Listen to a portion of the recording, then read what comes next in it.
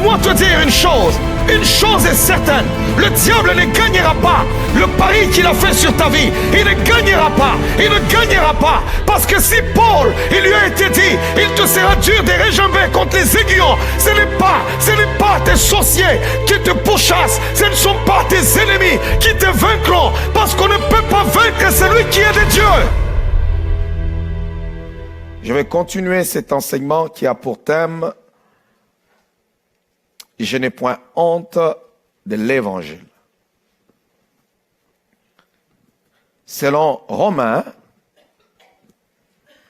chapitre 1er, versets 16 à 17. « Je n'ai point honte de l'Évangile ». Est-ce qu'une personne, il y a quelqu'un qui peut parler comme l'apôtre Paul ce matin en disant « Je n'ai point honte de l'Évangile ».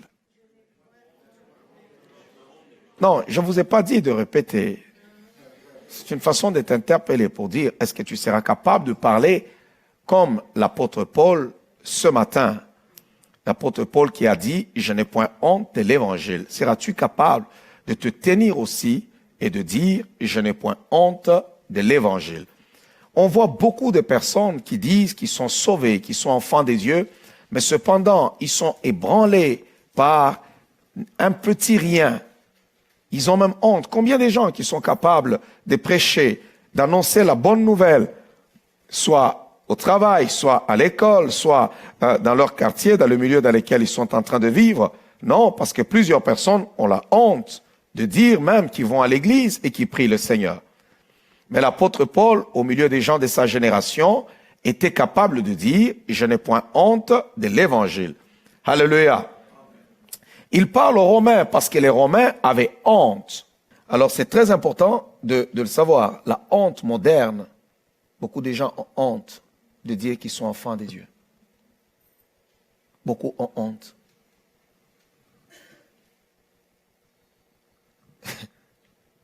Il y en a qui ont honte.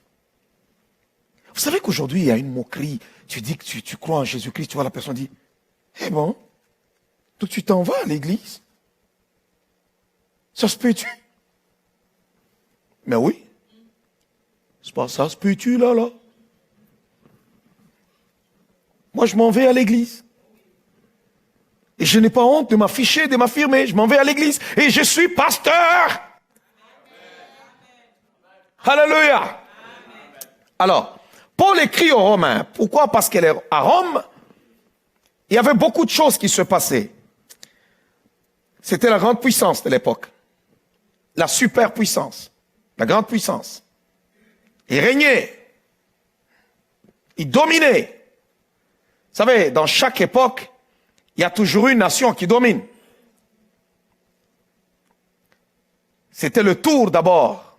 Vous savez, beaucoup de gens négligent et méprisent les Africains. Mais l'Afrique a déjà dominé. Avec l'Égypte.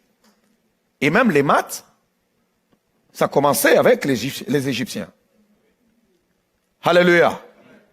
C'est pour cela, quand vous regardez très bien, les Grecs ont hérité de la philosophie égyptienne. Ils ont juste perfectionné. C'est les autres qui ont commencé. Il y a eu Babylone, il y a eu tout le monde, c'est à tour de rôle. Aujourd'hui, c'est les États-Unis, et puis un jour, ça ne sera pas eux. Ce sera aussi les autres. Amen. Ouais. Donc les Américains ne continueront pas à dominer éternellement. Ça changera demain. Il n'y a que Dieu qui est éternel. Bon, est-ce que je peux encore le redire? Il n'y a que Dieu qui est éternel. Mais sinon, ça change demain. Aujourd'hui, c'était l'autre, demain, c'est l'autre, et en ce temps-là, c'était les Romains. Et l'Empire romain a tellement dominé, et ils avaient une haute culture. Les Grecs venaient de tomber, et les Romains ont pris. Et les Grecs étaient des hommes très intelligents. Et Paul écrit maintenant aux Romains, parce que les chrétiens de Rome avaient honte de l'évangile ils avaient un problème. Ils étaient gênés de présenter leur message parce que leur Dieu et leur Sauveur était celui qui était pendu plutôt au bois. Alors, c'était absurde de dire aux Romains, ce jeune garçon de 33 ans, dont on disait qu'il était roi, qu'il allait établir son royaume sur terre, est Dieu. Comment peut-on faire comprendre ça aux Romains? On dirait qu'ils pensaient dans leur tête que l'évangile n'était pas au niveau de leur société. Il y a des moments où on parvient à nous faire croire que c'est que tu es en train de prêcher, où tu crois à des choses qui ne sont pas au niveau de la société. C'est là que Paul arrive maintenant avec son message très clairement, sa lettre. Il dit aux Romains, je n'ai pas honte de l'évangile, car je n'ai point honte de l'évangile. Pourquoi je n'ai pas honte? C'est une puissance de Dieu pour le salut de quiconque croit.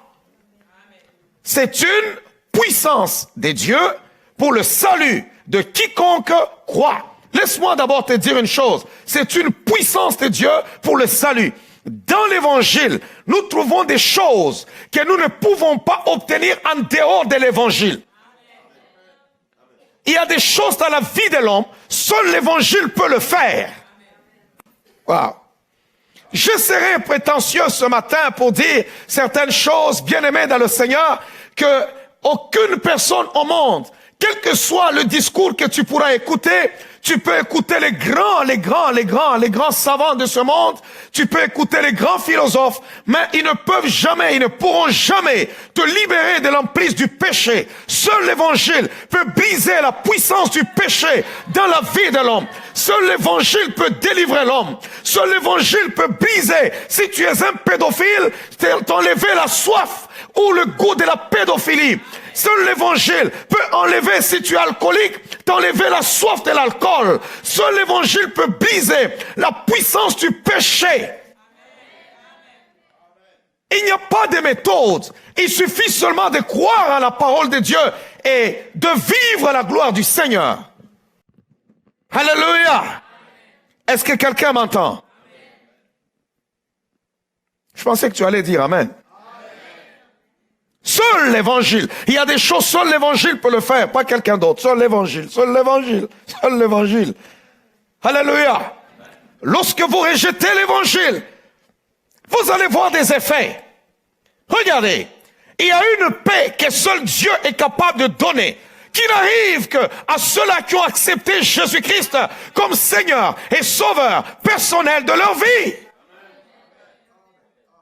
Wow. Somebody m'entend ce matin. Seul l'évangile. Alors il dit, parce qu'en lui est révélée la justice de Dieu par la foi. Donc l'évangile révèle le Fils de Dieu ou la justice de Dieu. Est-ce que quelqu'un m'entend? C'est ça, l'évangile. Wow. Dis d'abord à ton voisin, tu es heureux ce matin. Amen. Tu es heureux ce matin. Selon qu'il est écrit, le juste vivra par la foi. Alors, écoutez-moi bien. L'évangile, c'est quoi? L'évangile, c'est la bonne nouvelle. C'est ce que veut dire évangile. Bonne nouvelle. Maintenant, cette bonne nouvelle, on annonce quoi dans cette bonne nouvelle-là? C'est là que j'ai parlé avec vous la semaine passée en disant, dans cette bonne nouvelle, on nous annonce la vie du Fils de Dieu. L'évangile, c'est la proclamation du Fils de Dieu. Sa mort sur la croix, sa résurrection, son ascension. Lorsque nous parlons de sa mort, nous parlons de la croix, nous parlons du sang. C'est une bonne nouvelle, pourquoi? Parce que tu étais perdu. Mais tu arrives en chemin, on vient, on te dit, hé pécheur, arrête-toi. Tu es malheureux, tu n'as personne pour te sauver, mais quelqu'un est venu. Il a pris ta place, il a payé tes dettes. Regardez-vous tous qui avez des cas de crédit ici. Tu vas tout simplement à la maison, on frappe, ou un coup de fil, on te dit, tes dettes sont payées. Regardez la joie que ça fait sur le visage de plusieurs personnes. Même jusque là, derrière, je vois la joie. Mais l'évangile, c'est plus que ça. Waouh. Ça m'a dit maintenant. L'évangile, c'est plus que ça. Ça vient du mot grec. Amen. Évangile. Ça vient du grec. Je vais expliquer un peu quelque chose de très simple pour que nous puissions nous comprendre. Du grec, on prononçait euangelion, qui veut dire bonne nouvelle. Même les Grecs eux-mêmes, même cette aristocratie n'a pas pu prononcer tellement ce mot, malgré qu'il vient de chez eux. Quand vous lisez tout ce que les Grecs ont pu écrire, même Socrate, Aristote, Platon, tous ces gens-là n'ont pas prononcé ce mot-là. Et pourquoi? Parce que ça veut dire, c'est une bonne nouvelle qui est trop beau pour être vrai. Donc c'est trop beau pour être vrai. C'est ça l'évangile. On te dit, même quand tu meurs, tu peux mourir, mais un jour tu ressusciteras pour aller à sa rencontre. Mais c'est trop beau pour être vrai. Amen.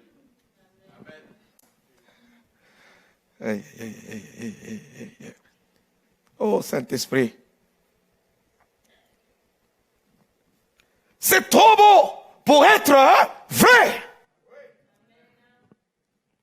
Non, le mort en Christ ressusciteront premièrement au son de la trompette. Et puis les vivants seront transformés et ils iront dans la gloire de Dieu. Ils vivront avec lui pour toujours et pour l'éternité. Ils domineront la terre. C'est trop beau pour être vrai. Si tu ne crois pas en Jésus, tu diras mais ces gens sont des fous. Mais c'est ça l'évangile. La prédication de la croix est une folie pour ceux qui périssent. Mais pour nous qui sommes sauvés, elle est une puissance de Dieu.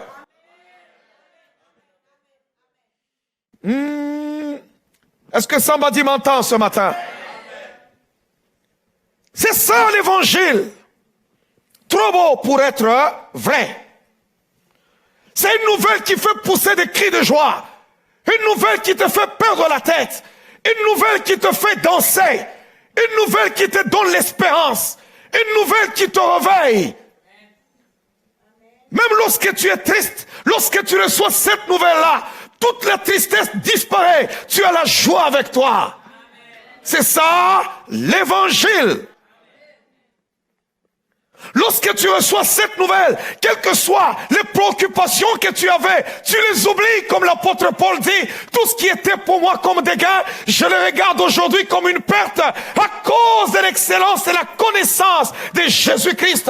Cette nouvelle elle bouscule les choses dans la vie de l'homme. C'est ça l'évangile. C'est pour cela que si tu te dis là où tu es, que tu as reçu Jésus-Christ, si cette nouvelle t'est parvenue, mais tu es demeuré dans la même position, c'est que tu n'as jamais reçu Jésus comme Seigneur et Sauveur personnel de ton âme. Parce que si tu reçois cette bonne nouvelle, elle bouleverse les choses. Alléluia. Est-ce que quelqu'un m'entend? Seul un écrivain grec qui a prononcé ce mot-là, évangile. Pendant que je faisais les recherches, je trouvais que c'est seulement Homère. Lorsqu'il a écrit, c'est là qu'il a prononcé. Ils n'osaient pas. Parce qu'il n'y a pas beaucoup d'histoires qui sont trop vraies, trop beaux pour être vraies. Mais l'apôtre Paul, quand il a commencé à écrire, c'est lui qui a appelé dans ses épîtres. Il dit le message que j'apporte moi, ça s'appelle évangile.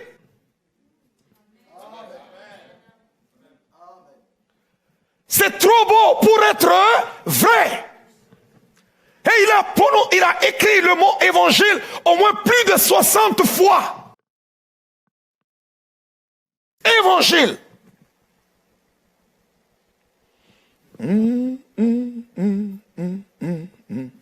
Au moins plus de 60 fois, l'apôtre Paul écrit mon évangile, l'évangile de Dieu. Donc, une bonne nouvelle qui est trop beau pour être vrai. Lorsque le monsieur, ce grec, cet écrivain a écrit grec à propos de l'évangile, c'est parce qu'il expliquait l'histoire que nous connaissons, l'histoire de la ville de Troie. Lorsque le roi, je pense, c'est pas Ulysse, qui est parti à la guerre, il s'était parti très longtemps. Et personne ne pouvait le croire encore vivant pour revenir. Et sa femme, Pénélope, qui était restée, elle pensait que son mari était déjà mort à la guerre. Parce que ça faisait beaucoup de temps qu'ils étaient partis à la guerre. Et dans sa tristesse, pendant qu'elle vaquait à autre chose, pendant qu'elle voulait oublier son mari qui était déjà parti, on est venu lui dire, écoute, parce que c'est écrit dans l'Odyssée. Alors, on est venu lui annoncer la nouvelle que ton mari revient de la guerre. Il a été victorieux et il est vivant. Et lorsqu'elle s'est levée pour aller à la rencontre de son mari, c'est là que cet auteur-là a écrit que c'était une bonne nouvelle. L'évangile. C'était trop beau pour être vrai. Et quand elle est arrivée, elle l'a vu. C'est pourquoi quand nous expliquons l'histoire de Jésus-Christ, on voit un jeune homme qui est né, il est venu au monde, et puis il meurt, on l'enterre, tu dis, oh Seigneur, ça t'est mal fini. Et puis 3 jours après, il sort encore du tombeau. Waouh, waouh, waouh, waouh. C'est trop beau pour être vrai. Vous savez, l'évangile, c'est comme, tu es entré dans une salle de cinéma, tu es en train de suivre, écouter un film, tu écoutes, tu te transportes tellement, tu vois un acteur que tu aimes tellement, et puis paf, il reçoit une balle.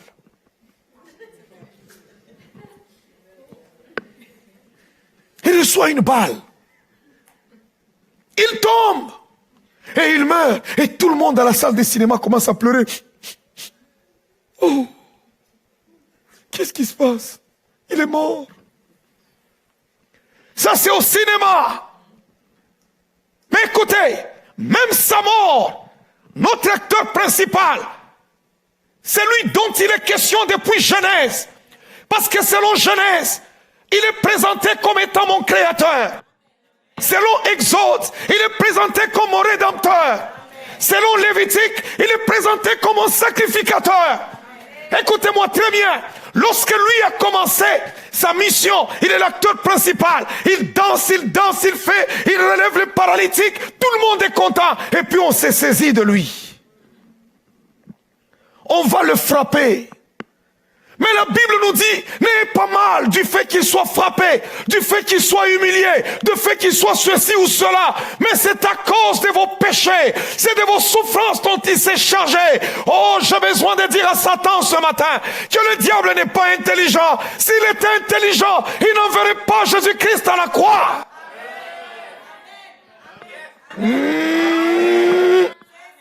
Est-ce que somebody m'entend? Je vais dire à quelqu'un ce matin, ne te tourmente pas de ce que le diable, de ce que la sorcellerie, de ce que le satanisme, de ce que l'empire des ténèbres, de tout ce que l'ennemi est en train de faire contre ta vie. Laisse-moi te dire qu'il ne vaincra pas. Laisse-moi te dire qu'il ne vaincra pas. S'il n'a pas été capable de retenir Jésus-Christ, ce n'est pas toi qui seras capable de retenir. Ne t'avoue pas vainqueur, parce que s'ils n'ont pas vaincu ton maître, ce n'est pas toi qu'ils vaincront, parce que toi tu es un plus que vainqueur.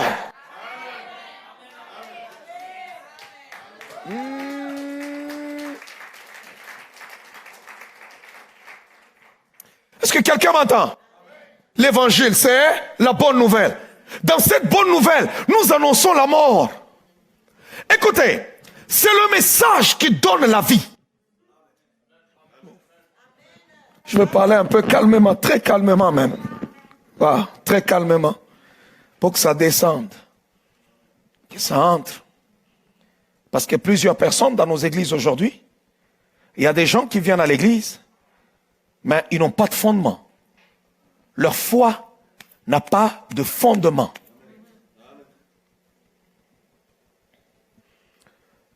Dans cette bonne nouvelle, lorsqu'on a reçu Jésus-Christ, je n'avais pas entendu un pasteur me dire, viens à une croisade prophétique. Je n'avais pas entendu, je n'avais pas lu une affiche qui disait, venez, on vous rendra riche.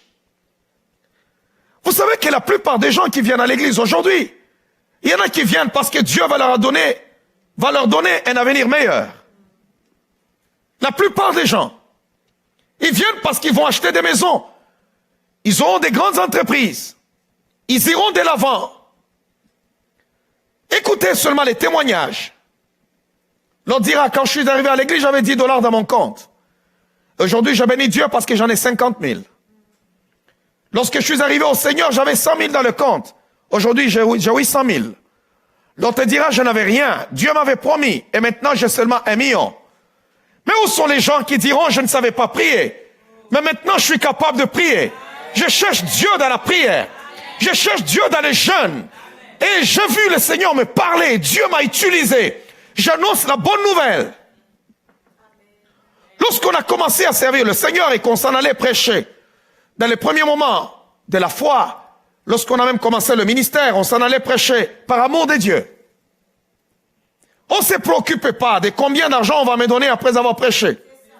L'objectif était que j'annonce la parole, que Dieu puisse m'utiliser, que le royaume puisse avancer. Aujourd'hui, ce n'est pas la préoccupation, c'est combien d'argent on me donnera après. L'évangile de l'apôtre Paul libère l'homme du péché, brise les forces de l'enfer. Wow, c'est ce que je vais te prêcher ce matin. Beaucoup de personnes arrivent à l'église, mais cependant, peu de gens ont donné leur vie au Seigneur. Il y en a qui sont tout simplement venus à l'église parce qu'ils ont besoin de s'acheter une maison. Les autres, ils veulent être riches. Les autres, quand ils ne donnent pas parce qu'ils aiment Dieu.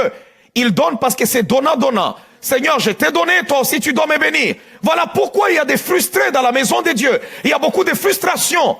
Maintenant, quand il a donné et puis il ne voit pas tout de suite des résultats, il est frustré, il est fâché, il est troublé. C'est comme si on m'a floué. Qu'est-ce qui s'est passé? Mais laisse-moi te dire, le Jésus de la Bible, nous sommes capables. Imaginez-vous un homme comme Joseph d'Arimathée. Qu'est-ce qu'il a fait? Alléluia. Il a pris le tombeau neuf qu'il avait pour aller mettre le corps du Seigneur. Parce que le Seigneur était déjà mort. Qui allait le remercier? Qu'est-ce qu'il attendait en retour? Il a fait ce qu'il devrait faire parce que c'était lui qui était en ce moment-là en cette position. Il y a des moments lorsque nous donnons à Dieu, nous disons, Seigneur, je fais ce que je devais faire. Lorsque vous venez à l'église, ne venez pas parce que vous aurez des maisons, parce que vous aurez des voitures. Ça, ce sont des superflus. Ça, ce sont des choses, les extras. Lorsque le Seigneur te donne la vie éternelle, lorsque tu marches avec lui, lorsque tu es en communion avec lui, alors, ce sont des petites choses, des extras. Je les appelais des extramoroses que le Seigneur te donne. Il dit, ne vous inquiétez pas de comment nous allons manger, de quoi nous allons nous vêtir, où nous irons. Ce sont les païens qui les cherchent, ces choses-là. Recherchez d'abord le royaume et la justice. L'évangile, c'est la révélation de la justice de Dieu. Oh, ça m'a dit maintenant. On va comprendre cela en lisant Ésaïe chapitre 53. Ésaïe chapitre 53. Est-ce que quelqu'un m'entend? Est-ce qu'on peut au moins, du moins ce matin, avoir des vrais chrétiens dans les assemblées? Vous savez qu'il y a des gens qui perdent même l'amour des dieux. Pourquoi? Parce qu'il a regardé dans son compte, il est à moins 2.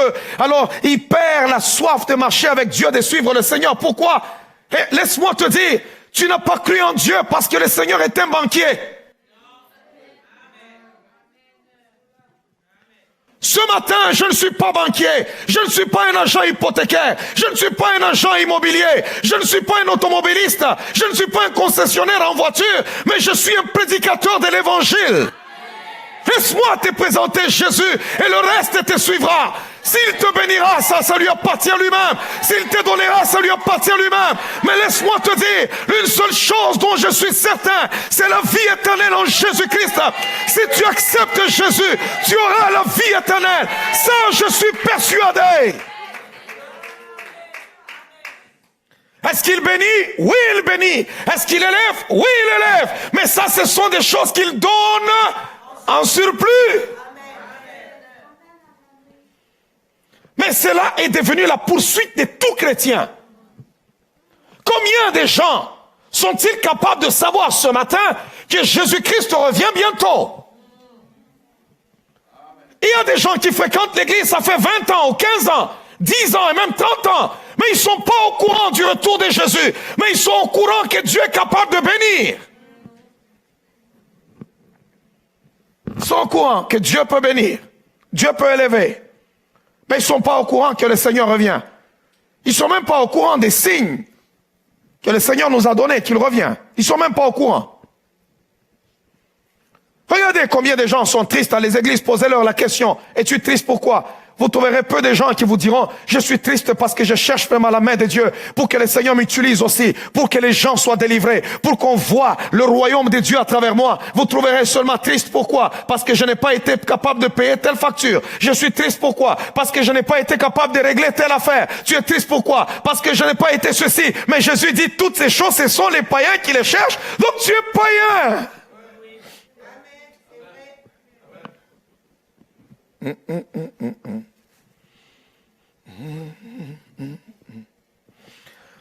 Vous savez, lorsque Paul va chez les Romains, il arrive avec un message clair. Je n'ai pas honte de l'évangile. Regardez la première prédication, le premier message qui a ouvert les portes de la grâce. C'est la prédication de l'apôtre Pierre. Pierre prêche à la foule qui était devant lui. Et il dit à cette foule, il n'est pas allé par 4 chemins. À un moment donné, il leur dit, ce Jésus-Christ que vous avez crucifié, vous avez tué, Dieu l'a ressuscité, il est monté au ciel. Il parle de sa mort, de la croix. Il parle de son ascension. Il dit, il a reçu le Saint-Esprit et il a répandu. Si tu lis, tu te dis, mais c'est quoi qui se passe? Il parle de ces choses-là, il relâche le véritable message, mais la Bible dit, ils eurent le cœur vivement touché.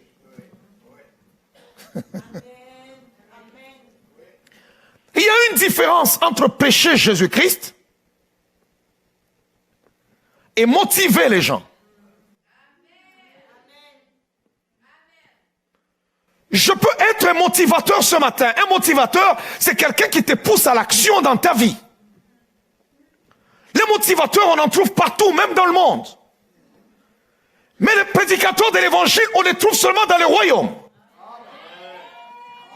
Oh, oh, quelqu'un m'entend? Ce matin, tu peux être là, stagner, être juste à une seule place. Mais cependant, il y a des motivateurs. Ici, au milieu de cette assemblée, il y a des motivateurs, il y a des gens qui t'aident à monter ton entreprise, à aller dans l'action. Ils te poussent. Il y a des choses qui font partie du coaching, même de la vie. Lorsque tu t'en vas à Emploi Québec, on peut trouver quelqu'un qui peut t'aider à aller dans la vie et à trouver de l'emploi. Si cette personne sait comment parler, tu peux prendre ces choses-là, ces principes-là, tu viens avec à la chair. Tu parles, tu motives les gens, c'est bon. D'ailleurs, dans notre génération ici, les gens qui font du coaching, du marketing, et ainsi de suite, gagnent bien leur vie. Comment tu peux être capable d'avoir 20 000 $ et te retrouver à 80 000, à 500 000, jusqu'à ce que tu te retrouves millionnaire? Tout le monde a besoin d'être millionnaire dans notre génération. Si seulement ce matin, je disais, qui veut être millionnaire? Je pense que même les gens qui sont à la mamelle lèveront la main. Même les enfants à la mamelle, vous allez le voir, ils lèvent la main. Nous sommes dans une génération où les gens ont besoin d'argent. Tout le monde a besoin d'argent. C'est pourquoi on l'appelle pognon. C'est tout le monde en a besoin, c'est le pognon. Mais si ce matin, écoutez-moi très bien. Alors, il y a des gens qui arrivent dans des manifestations où on organise une conférence, où on parle bien. On dit, ok, comment tu peux avancer? Regarde comment tu peux aller de l'avant. Regarde comment on peut te booster. Booster. Hein? On utilise le terme boost. Alors on met un grand thème. Boost. Booster pour toucher des millions. Là tu vas voir, les gens vont courir. On va me pistonner. Booster, booster. Alors les gens viennent là-bas. Allez, on booste. C'est pas mauvais, pas moment. L'Église peut parler aux gens afin d'aller loin.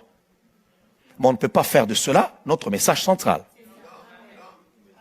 Parce que l'évangile est christocentrique. Tout est centré sur le Christ. Lorsque le message, Christ n'est plus le centre, ce n'est plus christocentrique, ça devient autre chose. Ça ne libère pas l'homme. Boost. Alors la personne est là, on va te booster. C'est pourquoi nous avons des gens qui sont entrés à l'église. N'avez-vous jamais vu des gens, ça fait 10 ans qu'il est à l'église, mais il n'a jamais changé. Il aime seulement au moment où on parle argent. Quand on parle bénédiction. C'est en ce moment-là que la personne est vraiment contente. Oh, alléluia! Yes! Là, vous trouvez les gens, ils sont debout quand le prédicateur parle. Yes! Ils bougent même la tête. Un menteur, un ivrogne, un escroc. Mais il est juste là. Yes! Hey! Come on! Come on! On a hérité de bonnes choses avec les Américains, mais la puissance américaine a influencé l'évangile. Et ce qui se passe dans l'église aujourd'hui, ce n'est pas le véritable évangile. C'est pourquoi la parole est prêchée chaque dimanche, mais peu de gens sont réellement transformés.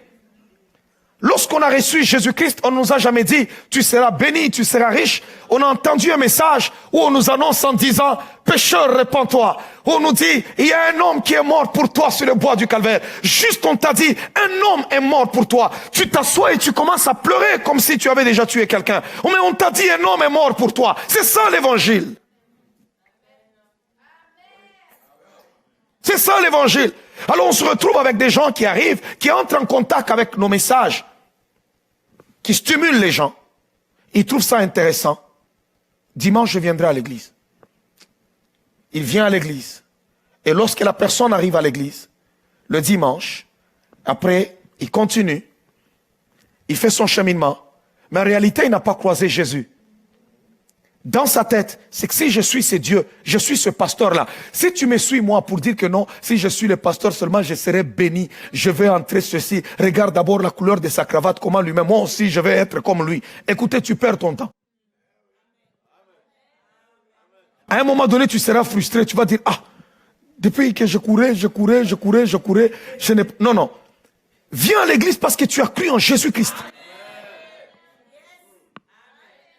Quel que soit le vent, on ne te bougera jamais. Ma vie n'est pas ta vie. Ta vie n'est pas ma vie.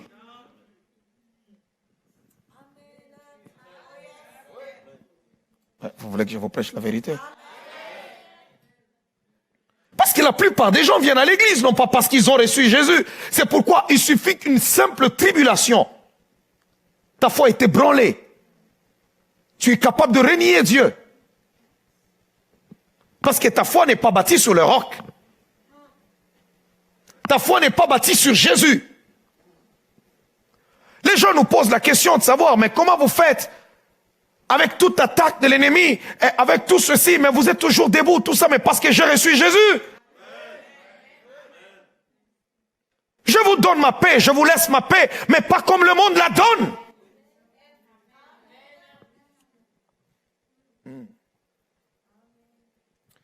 Alors, quelqu'un vient, lui, il veut la prospérité. Il y en a d'autres, il est à l'église parce qu'il cherche une femme. Et en cherchant dans sa poursuite, avant qu'il ne trouve, il est là, il circule. L'autre, lui, il pense que non, on fait de la magie pour que les gens prospèrent. Alors quand il arrive là-bas, allez, paf, non, homme de Dieu, imposez-moi un peu les mains. Allez, je donne un peu d'offrande là. Allez, imposez un peu la main. J'ai besoin un peu de quelque chose. Alors, vous trouvez, ce sont des choses, ça peut marcher.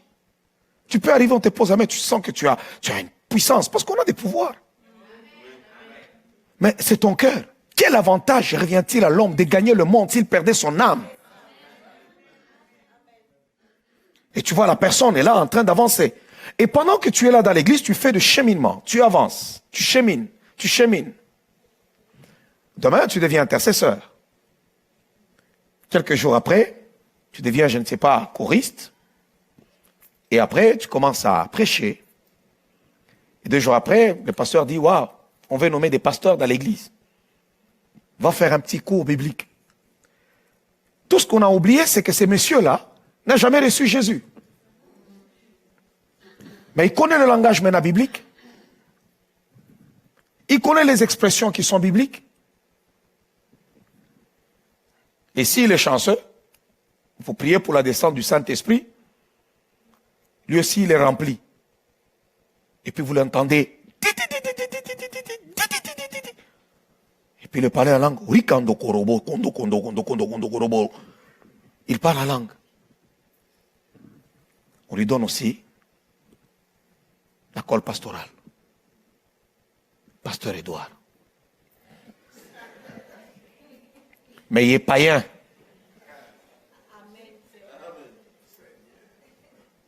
Il n'est pas sauvé. C'est pourquoi il y a des sorciers qui se retrouvent aujourd'hui en train de diriger les églises.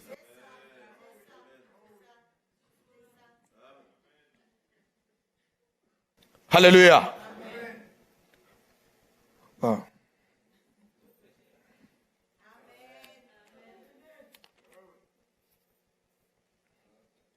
Ouais, quand on donne un message comme ça, je n'ai pas vu quelqu'un venir déposer l'offrande ici.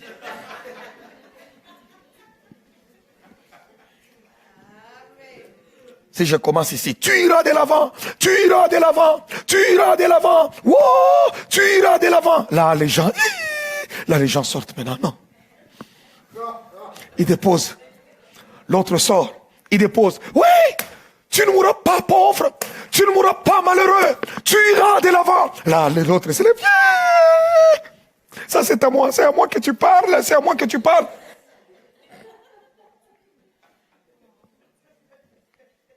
Mais Paul dit aux Romains, je n'ai pas honte de l'évangile, je n'ai pas honte de l'évangile, parce que c'est une puissance pour quiconque croit. Les drogués abandonnent la drogue lorsqu'ils sont en contact avec l'évangile. Oh, quelqu'un m'entend? Est-ce que quelqu'un m'entend? Seul dans l'évangile, il y a la puissance de sévrer l'homme du plaisir du monde. Seul dans l'évangile, il y a la puissance de sévrer l'homme du péché. Seul dans l'évangile. Vous pouvez parcourir le monde, vous ne trouverez pas. C'est pourquoi Paul dit, je n'ai pas honte. Parce que vous pouvez me présenter tous vos grands savants. Mais moi, j'arriverai avec l'évangile parce que c'est une puissance pour quiconque croit. Parce que malgré vos savants, malgré leur savoir, lorsqu'on leur amène des problèmes, des gens qui ont des addictions à ceci ou à cela, ils ne sauront pas, malgré leur beau discours, de les libérer. Mais l'évangile, c'est la puissance de Dieu. Il n'y a pas la puissance dans l'évangile, mais l'évangile, c'est la puissance même.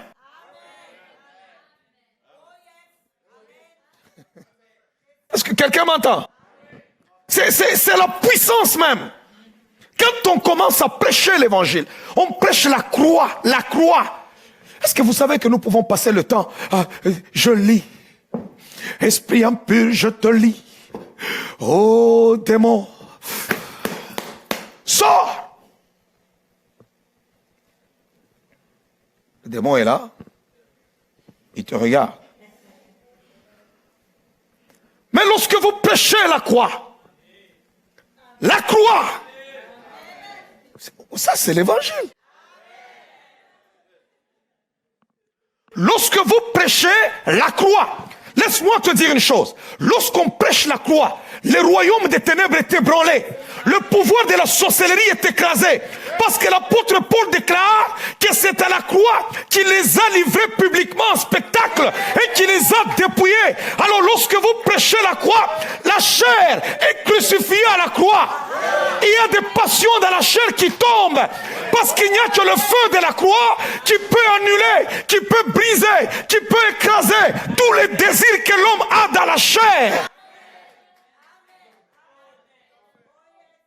Waouh. Quelqu'un m'entend?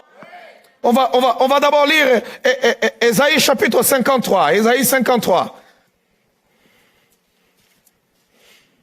J'ai besoin, quittant ces lieux, même vous qui me suivez en direct présentement, si tu n'as pas reçu Jésus-Christ comme il le fallait, si tu n'as pas reçu Jésus-Christ dans ton cœur comme il le faut, que tu puisses le recevoir ce matin.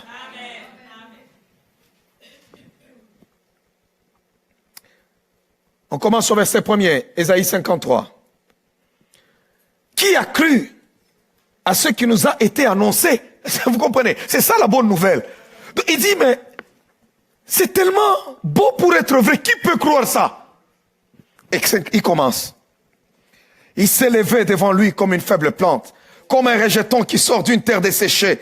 Il n'avait ni beauté, ni éclat pour attirer nos regards, et son aspect n'avait rien pour nous plaire. Méprisé et abandonné des hommes, homme de douleur et habitué à la souffrance, semblable à celui dont on détourne le visage, nous l'avons dédaigné, nous n'avons fait de lui aucun cas. Cependant, ce sont nos souffrances qu'il a portées, c'est de nos douleurs qu'il s'est chargé. C'est ça la bonne nouvelle. Vous savez, l'évangile, c'est cette histoire, on te dit, un homme est mort sur la croix, il est meurtri, il est blessé, mais on te dit, dans ces meurtrissures, tu as été guéri. Lorsque nous prions, dans l'évangile, nous n'annonçons plus ce que Dieu va faire. Tout est déjà fait. Wow. Tout est déjà fait. Dans ces meurtrissures, tu as été guéri. Ne demande pas à Dieu la guérison. Non, elle est déjà là. Il faut qu'elle soit seulement activée. Parce qu'il a dit à la croix, Père, tout est accompli. Wow. Il dit, et nous l'avons considéré comme puni, frappé de Dieu et humilié, mais il était blessé pour nos péchés, brisé pour nos iniquités. Le châtiment qui nous donne la paix est tombé sur lui. Et c'est par ces meurtrissures que nous sommes guéris. Nous étions tous errants comme des brebis, chacun suivait sa propre voie. Et l'Éternel a fait retomber sur lui l'iniquité de nous tous. Il a été maltraité, opprimé. Il n'a point ouvert la bouche, semblable à un agneau qu'on mène à la boucherie. À une brebis muette, devant ceux qui l'attendent. Il n'a point ouvert la bouche. Il a été enlevé par l'angoisse et le châtiment, et parmi ceux de sa génération, qui a cru qu'il était retranché de la terre des vivants et frappé pour les péchés de mon peuple. On a mis son sépulcre parmi les méchants, son tombeau avec les riches, quoiqu'il n'eût point commis de violence et qu'il n'eût point de fraude dans sa bouche. Il a plu à l'Éternel de le briser par la souffrance, après avoir livré sa vie en sacrifice pour les péchés. Il verra une postérité et prolongera ses jours, et l'œuvre de l'Éternel prospérera entre ses mains. Est-ce que quelqu'un m'entend? La bonne nouvelle, quand on l'annonçait comme ça par Ésaïe, c'était trop beau pour être vrai. Que quelqu'un viendra, il va mourir pour toi, il va briser tes malédictions, il va t'enlever sous cette emprise-là. Non, c'est difficile de croire ça. Mais c'est la vérité. Alors, lisons la parole du Seigneur. On va comprendre pourquoi j'ai dit que l'évangile est christocentrique. Romains chapitre 11, le verset 36.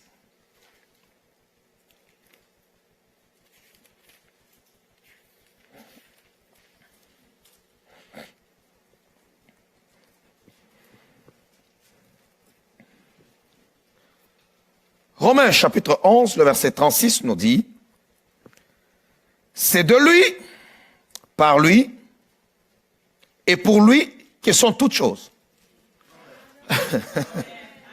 C'est de lui. Donc l'évangile doit être de lui, pour lui. Alléluia. C'est de lui, c'est par lui. Et pour lui, que sont toutes choses. À lui la gloire dans tous les siècles. Amen. C'est de lui. Tout est pour lui. Même lorsque nous prêchons, il doit être la colonne vertébrale de notre message. Si Jésus n'est pas la colonne vertébrale, le discours n'est pas différent de celui de Gandhi, il n'est pas différent de celui de Nelson Mandela, il n'est pas différent de celui de Barack Obama, il ne sera pas différent de celui de Franklin ou des autres personnes que nous connaissons. Obama peut parler, son discours ne peut pas changer l'homme. Il y a des politiciens qui ont parlé, qui ont été des grands orateurs. Lorsque vous lisez leur discours, ça crée de l'enthousiasme, mais ça ne libère pas l'homme de son péché. Il y a eu des politiciens qui avaient de bons programmes pour aider les gens, pour essayer d'aider la société à aller de l'avant. Mais ils n'ont pas changé l'homme. On peut avoir une bonne qualité de vie, mais le nombre de meurtres augmente. Le péché s'accroît. Pourquoi? Le seul message capable de délivrer l'homme, capable de briser l'emprise du diable sur l'homme, c'est l'évangile de Jésus-Christ. C'est le seul message. En dehors de ce message, la pierre qu'ont rejetée ceux qui bâtissaient, si le bâtisseur rejette la pierre de l'angle, ça devient difficile. Ça devient compliqué. Je n'ai pas honte de l'évangile. Et je dirais ce matin, je parlerai comme l'apôtre Paul ce matin. Oh, je serai fier ce matin que je n'ai pas honte de l'évangile. Alléluia. Disons 1 Corinthiens, chapitre 1er, le verset 18 jusqu'à 23.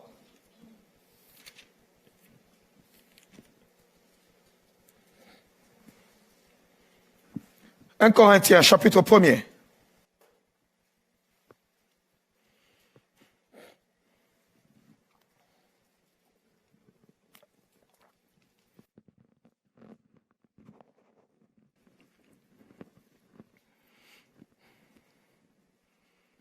Je veux qu'on lise, que tu comprennes bien la parole du Seigneur, que tu saches ce qui est écrit dans la Bible à propos de ce que tu fais, de ce que tu es, à propos de l'évangile.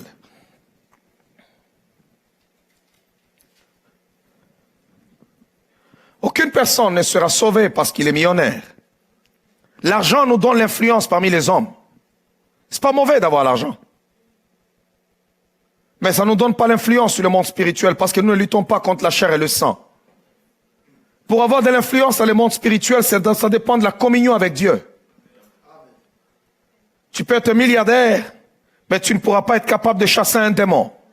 Pour que le royaume de l'enfer puisse avoir peur de toi, ce n'est pas à cause de ton portefeuille. Ils ont peur de toi à cause de Jésus-Christ.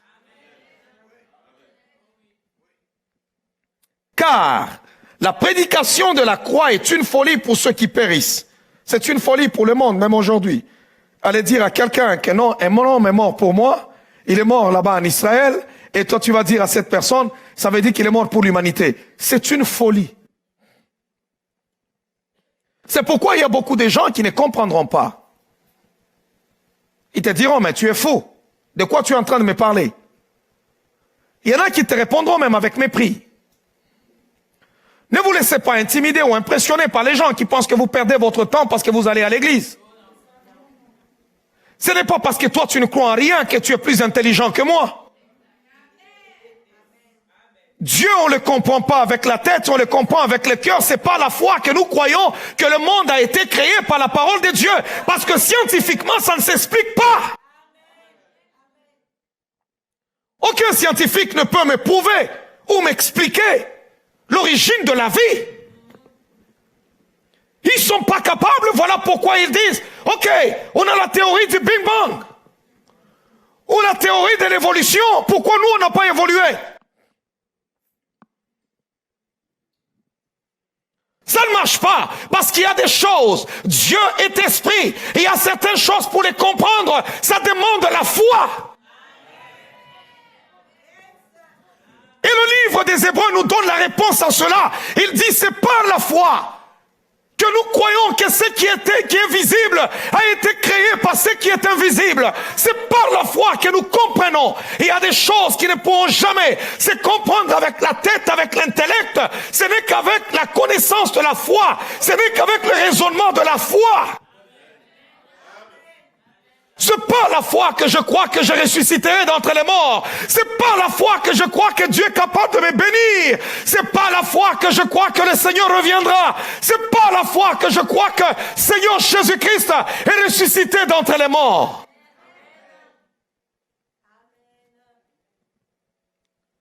Comment veux-tu, toi, à cause? Pourquoi? Parce que tu as eu un diplôme. Tu peux avoir un doctorat.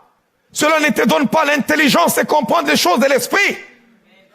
Même Jésus-Christ, la Bible dit, tressaillit de joie, et il dit, je te loue, Père, de ce que tu as caché ces choses aux sages de ce monde, et que tu les as révélées aux enfants. L'évangile, ce n'est pas une affaire d'être très intelligent ou pas.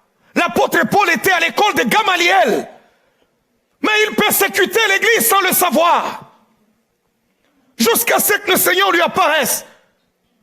Et qu'il dise à Paul, il te serait dur de réjamber contre les aiguillons.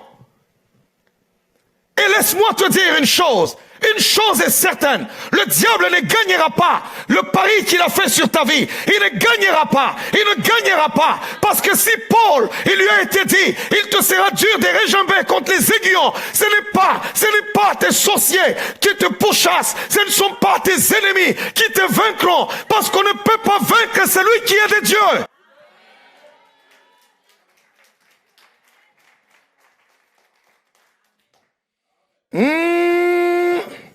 Je vais vous dire d'abord une chose.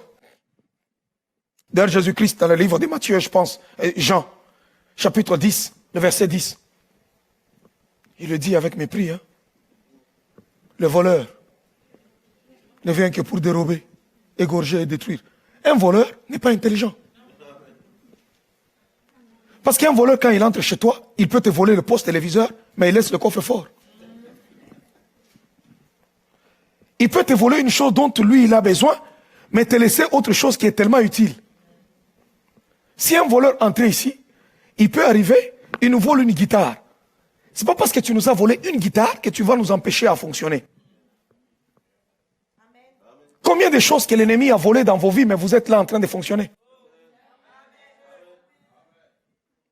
Satan est un voleur, ce n'est pas un bandit. Parce qu'un bandit est intelligent. C'est pourquoi Christ n'a pas dit le bandit, non, il a dit le voleur. Un voleur peut entrer chez toi juste pour voler cette casserole de viande que tu as préparée. Mais il oublie qu'en volant cette casserole, tu es capable de préparer encore une autre viande. Mais un bandit, quand il entre chez toi, c'est pour tout détruire. Il vole les yeux à Bartimée pour l'empêcher à voir. Il pensait qu'il a détruit sa vie, mais il a oublié que la foi vient de ce qu'on entend. Et Bartimée a entendu que Christ passait par là. Et il a crié, fils de David, aie pitié de moi. Et il recouvra la vue.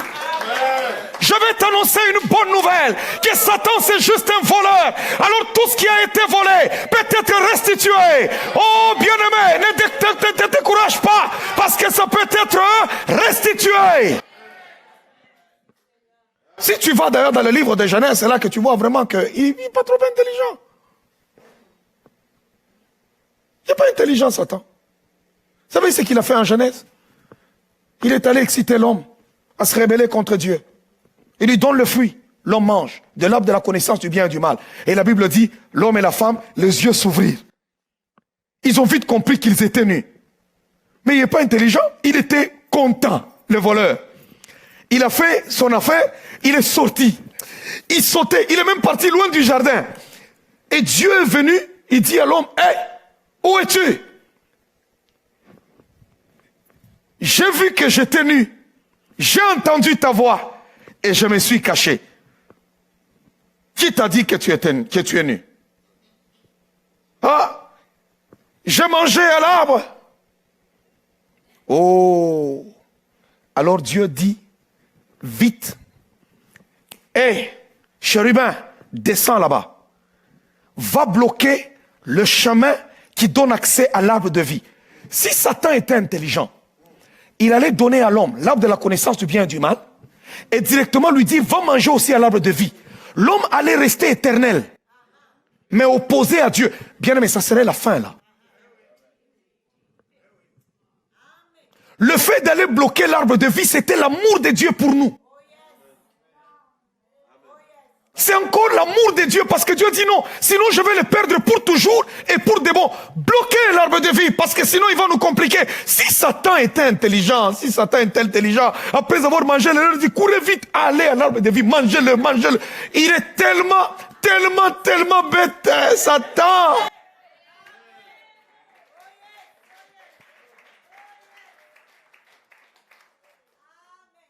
Vous donnez au diable l'importance qu'il n'a pas. Non, maintenant, on va parler des démons, de leur organisation. Non, ils sont vaincus. D'ailleurs, au dernier jour, la Bible dit quoi? Le Seigneur ordonnera à un ange puissant. Vous dit, allez l'arrêter. Lui assis sur son trône. Ne comparez pas le diable à Dieu. Est-ce que vous avez lu là-bas que le diable a résisté? Et il résistera, ils vont se battre. Non, non, on va l'envoyer. Allez m'arrêter cet imbécile-là. Il a tellement dérangé les gens. Un ange va arriver là-bas, paf, viens ici, et on va le jeter dans un puits qui n'a pas de fond. Donc il commencera seulement à tomber depuis 1000 ans. Il tombe mais il ne trouve pas de fond. Et c'est écrit.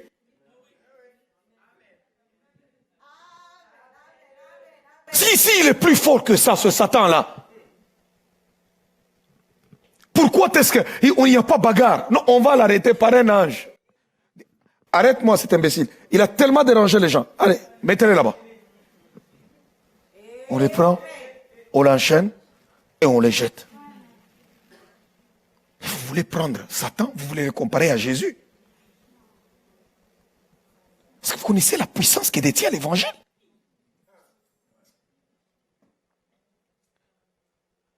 Vous savez qu'il y a des gens qui ils sont là dans l'église, ça fait, je ne sais pas, 10 ans qu'ils viennent prier à l'église, mais ils sont toujours prostitués.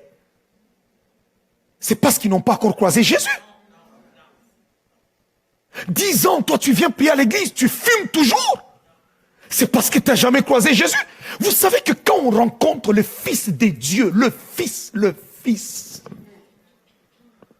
la soif du monde, on n'enseigne pas à quelqu'un les méthodes de comment abandonner le monde.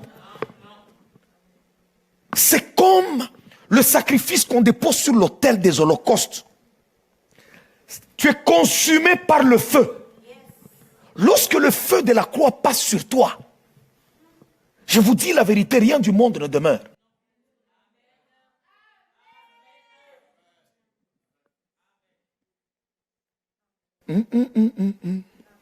Les gens disent, non, le révérend Mukindi, il dit aux gens quelle musique ils doivent écouter, qu'est-ce qu'ils ne doivent pas écouter. Ce n'est pas moi. Ce n'est pas moi. Je ne suis pas dans vos voitures pour contrôler quelle musique tu écoutes. Je ne suis pas dans vos maisons pour contrôler quelle musique vous écoutez. Mais c'est parce que j'ai annoncé la mort. J'ai annoncé la mort du Fils de Dieu.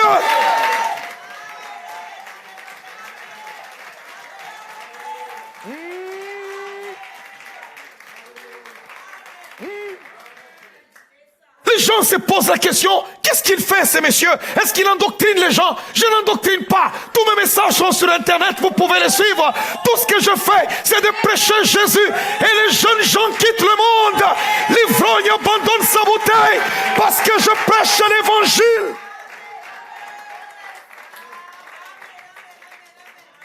Je n'ai pas honte de l'évangile.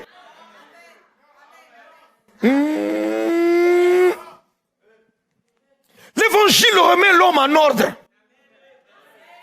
Lorsque l'évangile t'est présenté, les portes de l'enfer, les chaînes qui t'emprisonnaient sont en train de tomber. Et ce matin, que tout ce qui retient encore ta vie puisse te lâcher au nom de Jésus-Christ qui est mort sur le bois du calvaire. Il dit l'évangile, c'est ce qu'on a lu dans le livre de Romains, de Corinthiens. Il dit, car la prédication de la croix est une folie pour ceux qui périssent. C'est une folie. Pour un païen. On dit non, on appelle les gens païens. Oui, mais la Bible appelle païen celui qui ne croit pas en Dieu.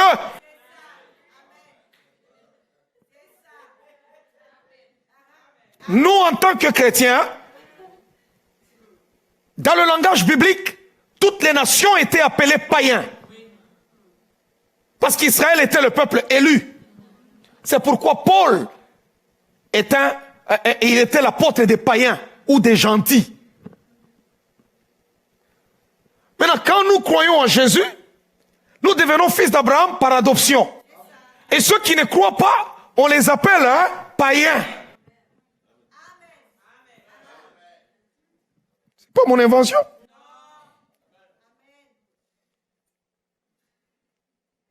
C'est une folie pour ceux qui périssent. Et il y a des gens qui pensent qu'ils sont heureux parce qu'eux ne vont pas à l'église. Non. C'est une folie pour ceux qui périssent. Je suis désolé. Si tu n'as pas encore reçu Jésus-Christ comme Seigneur et Sauveur personnel de ton âme, tu es perdu et tu iras en enfer. Il n'y a pas deux chemins pour aller au ciel. Il n'y a qu'un seul chemin. Et le seul chemin, c'est Jésus. Je ne te dis pas ce matin pour aller au ciel, il faut seulement que tu rencontres le révérend Paul Mukendi. Il faut seulement que tu sois membre du centre évangélique Parole de Vie. Mais je vais te dire ce matin, pour aller au ciel, il faut connaître Jésus-Christ comme Seigneur et Sauveur de ton âme.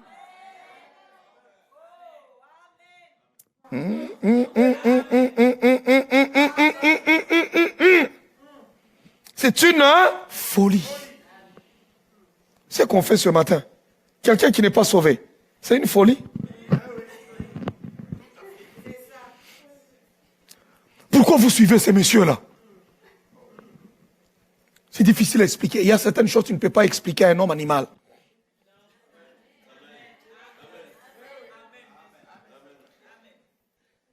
Je n'insulte personne, c'est la Bible qui le dit.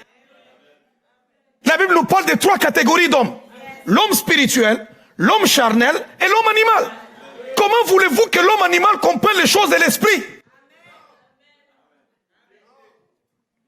Comment voulez-vous expliquer à quelqu'un qui ne connaît pas Dieu que donner mon offrande peut avoir de l'impact sur ma vie et si je veux booster quelque chose, je peux donner à Dieu et puis les portes s'ouvrent?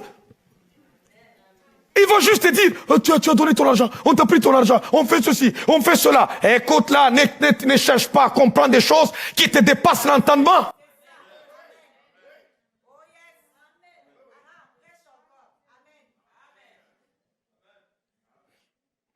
L'évangile.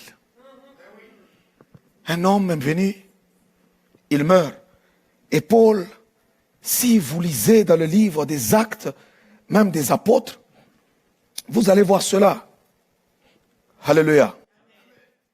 Vous allez voir comment est-ce que Paul est arrivé, par exemple, chez les Athéniens. Ces gens-là instruits. Mais il a commencé à parler de la résurrection. Parce qu'eux ne pouvaient pas comprendre c'est quoi la résurrection. Il explique. Et ils ont trouvé que c'était intéressant ce que ces messieurs disaient. Ils disent, sont allés à l'aréopage.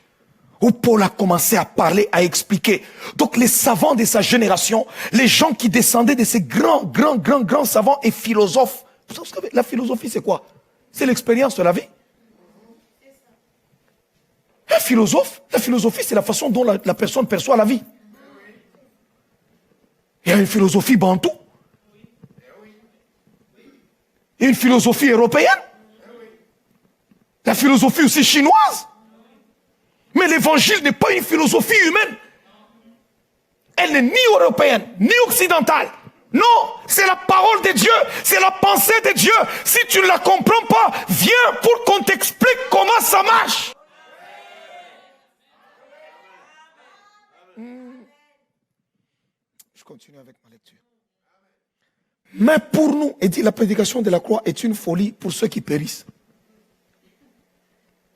Les gens trouvent correct d'aller passer chaque jour 1 heure ou 2 heures pour ceux-là qui veulent perdre plus de kilos au gym. Tu es sur le tapis avec un professeur là qui te dit allez bouge comme ça. Allez, tu es là, bon. Allez, tourne. Allez. Tu le fais lundi, mardi, mercredi, jeudi, vendredi, samedi et même dimanche. 7 heures.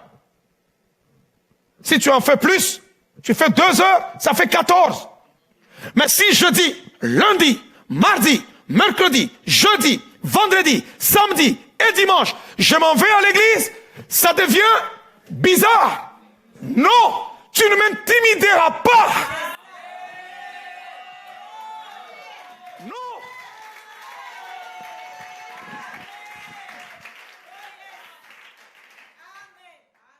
Là, en ce moment-là, on va te poser la question, comment les enfants, comment ça fait? Mais quand je vais au gym, où je laisse mes enfants?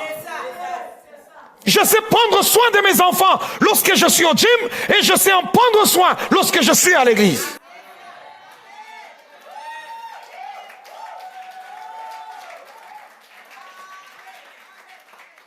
Il y en a qui quittent le travail et s'en vont au bar.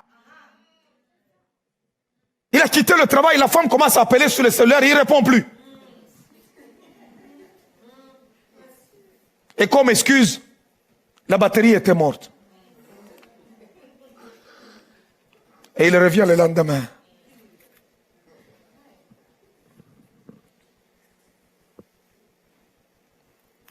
Qu'on nous laisse élever.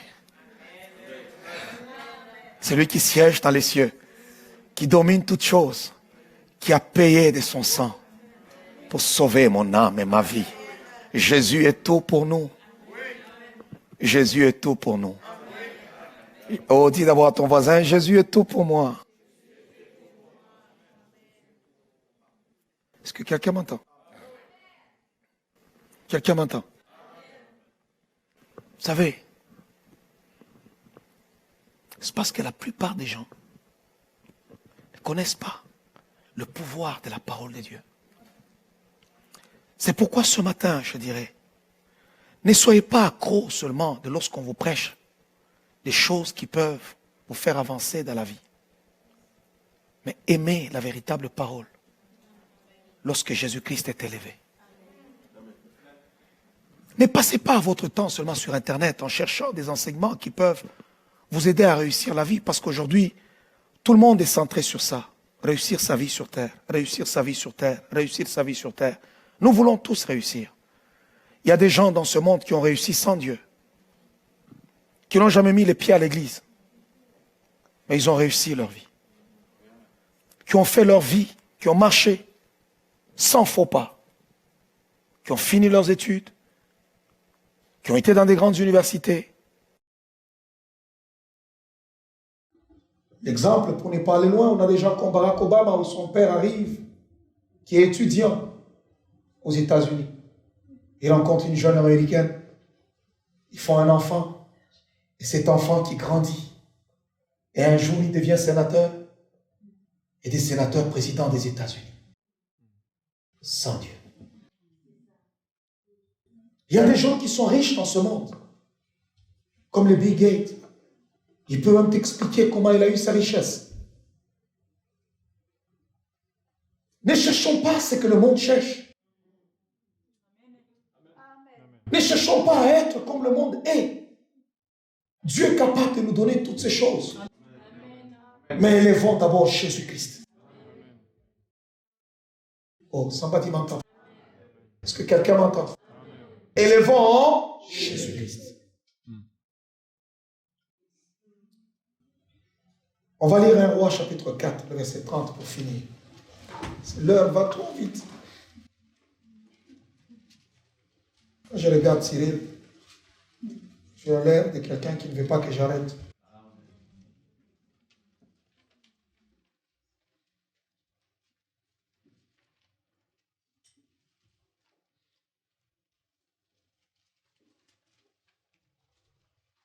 La Bible déclare que si c'est seulement dans cette vie que nous espérons en Christ, alors nous sommes les plus malheureux de tous les hommes.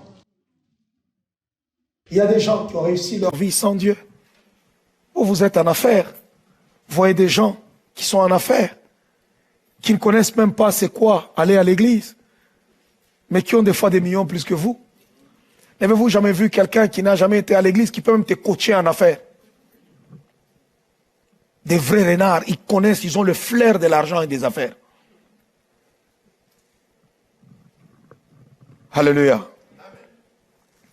Salomon, c'était un homme sage.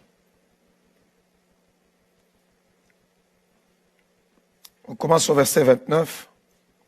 Dieu donna à Salomon la sagesse, une très grande intelligence et des connaissances multipliées comme le sable qui est au bord de la mer. La sagesse de Salomon surpassait la sagesse de tous les fils de l'Orient et toute la sagesse des Égyptiens. Il était le plus sage qu'aucun homme, plus qu'Étan. On a commencé à citer les hommes sages de sa génération. Plus que Érasite, plus qu'Éman, Calcol et Darda, les fils de Malcol. Et sa renommée était répandue parmi toutes les nations d'alentour. Il a prononcé 3000 sentences et composé 1005 cantiques. Salomon. 3000 sentences. Alléluia. La Bible dit, sa sagesse dépassait tous les fils d'Orient et toute la sagesse des Égyptiens. Vous voyez, quand on parle de l'Égypte antique, quand tu t'approches de Salomon, tu vois que ce gars-là, c'est un phénomène. Il a parlé sur les arbres, depuis le cèdre du Liban jusqu'à l'hysope qui sort de la muraille. Il a aussi parlé sur les animaux, sur les oiseaux, sur les reptiles et sur les poissons. Il venait des gens de tous les peuples pour entendre la sagesse de Salomon, de la part de tous les rois de la terre qui avaient entendu parler de sa sagesse. D'ailleurs, quand vous lisez la Bible, vous voyez même que la reine de Séba est venue des extrémités de la terre pour écouter la sagesse de Salomon. C'était un homme qui parlait très bien, il avait la connaissance de beaucoup de choses, il connaissait beaucoup d'affaires et surtout, Dieu lui avait donné cette sagesse-là. Mais quand vous lisez la parole du Seigneur, Jésus-Christ dit, la reine de Séba est venue des extrémités de la terre pour écouter la sagesse de Salomon.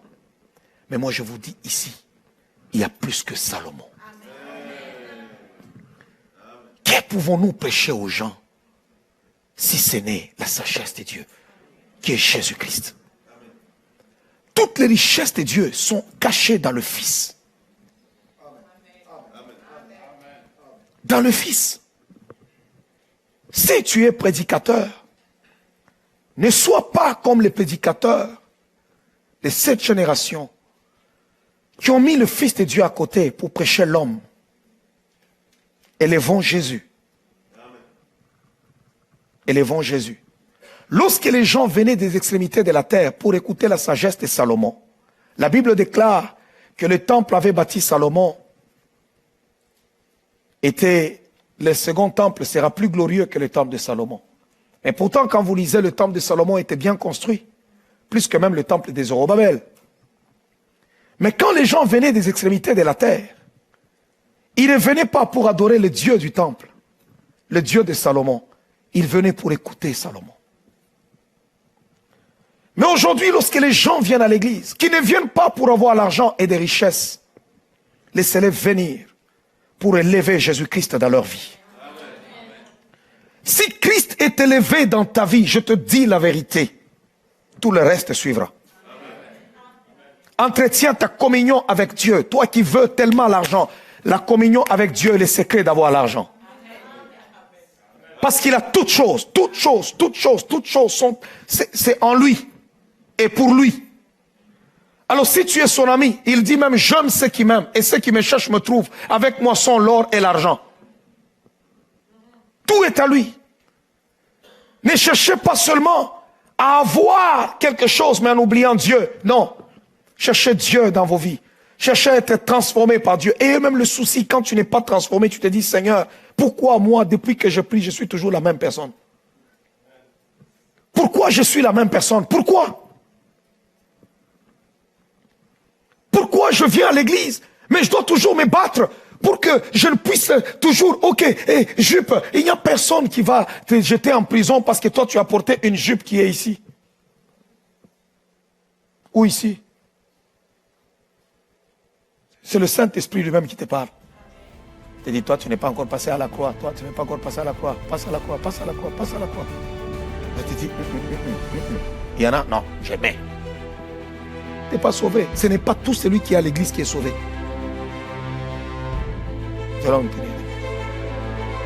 On va continuer le dimanche prochain.